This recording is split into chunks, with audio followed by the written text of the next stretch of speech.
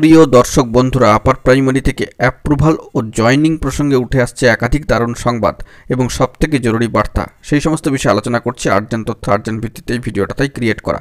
ভিডিওটিকে কোনোভাবে স্কিপ করবেন না, শেষ পর্যন্ত ওয়াচ করবেন এবং চ্যানেলটিকে এখনই সাবস্ক্রাইব করে নিয়ে সঙ্গে থাকবেন। চলুন কথাবার্তা না বাড়িয়ে আমরা মূল টপিকে ফোকাস করি। আরও একবার অ্যাপ্রুভাল ও জয়নিং প্রসঙ্গে এই মুহূর্তে উঠে আসছে দারুণ সংবাদ এবং সেই দিক থেকে দেখতে গেলে 14,052 নিয়োগের ওপরে কিন্তু ফোকাস রয়েছে এবং অ্যাপ্রুভাল বিষয়ে জেনারেল নোটিশ জারির পদক্ষেপ এবং জয়নিং সম্পর্কিত বিবিধ সমস্যা সমাধান সূত্র, তদুপরি বলা যেতে পারে ধারাবাহিক থার্ড কাউন্সেলিং ও জয়নিং বজায় রেখে মহামান্য আদালতের নির্দেশক্রম অনুযায়ী 14,052 চাকরি সুনিশ্চিতকরণের ক্ষেত্রে সেই বিষয়ে কিন্তু আলোকপাত করা হচ্ছে এবং পশ্চিমবঙ্গ আপার প্রাইমারি চাকরি প্রার্থী মঞ্চের তরফ থেকে সর্বোপরি সভাপতি সুশান্ত ঘোষ মহাশয়ের তরফ থেকেও কিন্তু ইনিশিয়েটিভ নেওয়া হচ্ছে।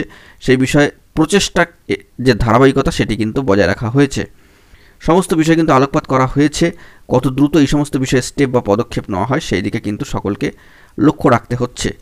সর্বোপরি এই বিষয়ে একাধিক সংবাদ উঠে আসছে এবং এইটুকু বলবার যে অ্যাপ্রুভাল বিষয়ে জেনারেল নোটিশ জারির পদক্ষেপ নিয়েও কিন্তু আগামী সোম থেকে বুধবারের মধ্যে ইনিশিয়েটিভ নিয়ে নেওয়া হতে পারে জেনারেল নোটিশ আসার বিষয় এবং জয়নিং সম্পর্কিত বিবিধ সমস্যার সমাধান সূত্র, ধারাবাহিক থার্ড কাউন্সেলিংয়ের বিষয়েও কিন্তু একাধিক বিষয় কিন্তু আলোকপাত করা হয়েছে। তো অ্যাপ্রুভাল বিষয়ে সোম বুধবারের মধ্যেই কমিশনের তরফে জেনারেল নোটিশ জারি হয়ে যেতে পারে সেরকমই সম্ভাবনা থাকছে।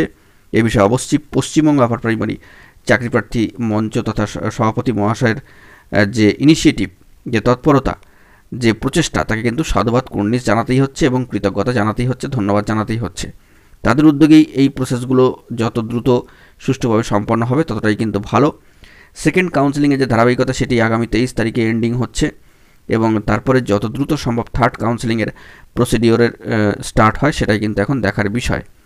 তো আপাতত এই খবর আপডেটটি উঠে আসলো, এ বিষয়ে অবশ্যই মঞ্চকে কিন্তু ধন্যবাদ কৃতজ্ঞতা জানাতেই হচ্ছে। তো এখন এটুকুই, সকলে ভালো থাকবেন, চ্যানেলটিকে অতি অবশ্যই সাবস্ক্রাইব করে সঙ্গে থাকবেন। ধন্যবাদ।